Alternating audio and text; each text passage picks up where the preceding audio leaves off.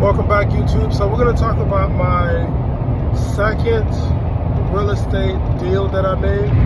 I'm going to call this deal 1B because if you watch the previous video,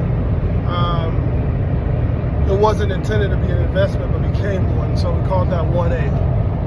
And so with this deal, from the sale of our first primary, we were able to purchase another home and around the Austin, Texas area, outside of Austin. I want to say like maybe 30 minutes, 40 minutes. And so the original plan for that one was we were supposed to move in, buy this huge house and split the house with my sister.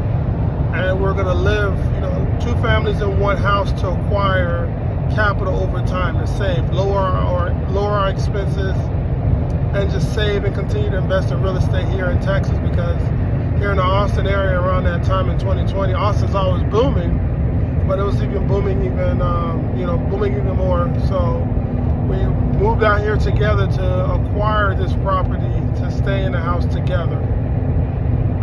So we moved out here first, selected a location, picked a house, then my sister came out. But that plan didn't work out because, at the time there was so many building going on, there was so many good incentives, and my sister and her family felt like they want to kind of take advantage of some of the opportunities that was available. And I'm kind of glad they did, because it turned out to be good. So here we are with this massive house. We bought it for like maybe, I want to say 240, 250, something like that. And the interest rate was like 2.85, because at the time this was during, COVID.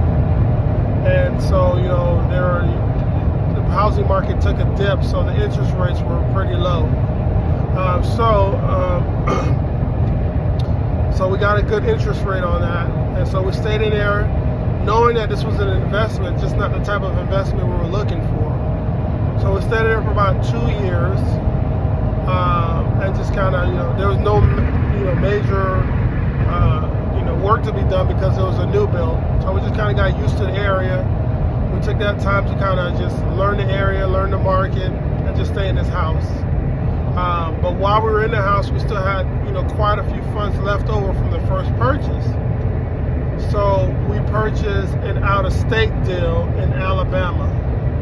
And in our next video, we'll talk about how we purchased it, what we purchased, and some of the things that I've learned from investing out of state. Because there's one thing to house hack in Orlando, and somewhat do a house hack here in Texas, where you live into it, get a conventional loan, get a low down payment, low interest rate, and then move. But it's another thing to try to invest out of state, especially in a market you're not familiar with. So I'll share some of the things that I've learned from there. Wasn't a pretty journey, so I'll give you guys the ins and outs about investing out of state.